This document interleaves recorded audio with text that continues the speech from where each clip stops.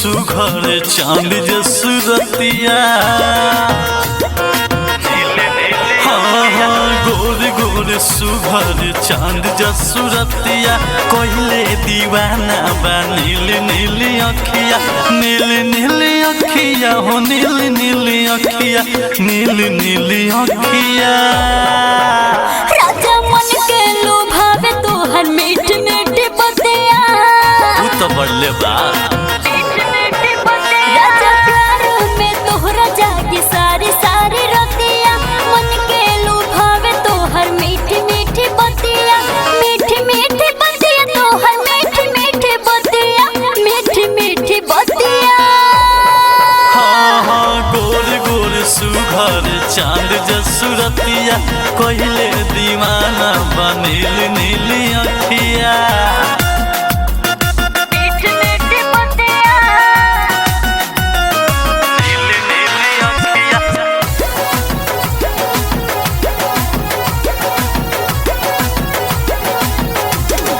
हाँ हाँ जब से मिलल बारू ना खुद पे बाकाबू।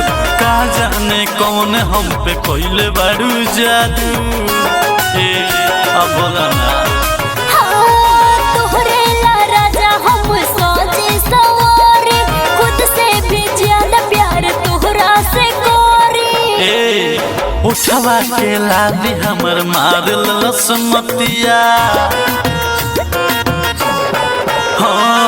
उठवा के लाली हमर मार लसमतिया। तोहरे ही नामे रानी धड़केला छतिया।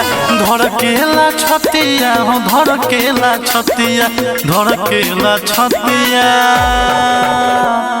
गोरी गोरी सुघरान चांद जसुरतिया कोइले दीवाना बा नील नील अखिया।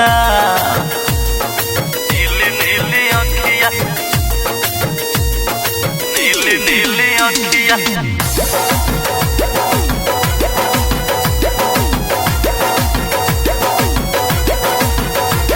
Mix by Durga recording studio हावे धर्मशाला के पास। हाँ हाँ हाँ क्षण भर जुदाई ना होला बर्दाश्त। अरे मनवा के हमरा तू ही हो खास हो। अच्छा ई बात बा। हाँ हाँ रब से मिलल बाटे प्यार इयो नोखा। अरे कबो ना दीह राजा हमरा के धोखा। अरे तू ही हमरा जीवन के साथी संगतिया।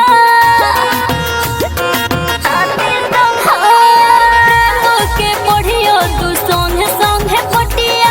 तू ही हमरा जीवन के साथी संगतिया। साथी संगतिया हो साथी संगतिया साथी संगतिया। गोर गोर सुघर चांद जसुरतिया कोइले दीवाना बा नील नील अखिया। नील नील अखिया हो नील नील अखिया नील नील अखिया। राजा मन के लुभावे तोहर मीठ मीठ बतिया। तू तो बड़ले बा राजा प्यार में तोहरा जागी सारी सारी रतिया। मन के लुभावे तोहर मीठ मीठ बतिया। मीठ मीठ बतिया तोहर मीठ मीठ बतिया मीठ मीठ बतिया। हाँ हाँ गोर गोर सुघर चांद जसुरतिया कोइले दीवाना बा नील नील अखिया।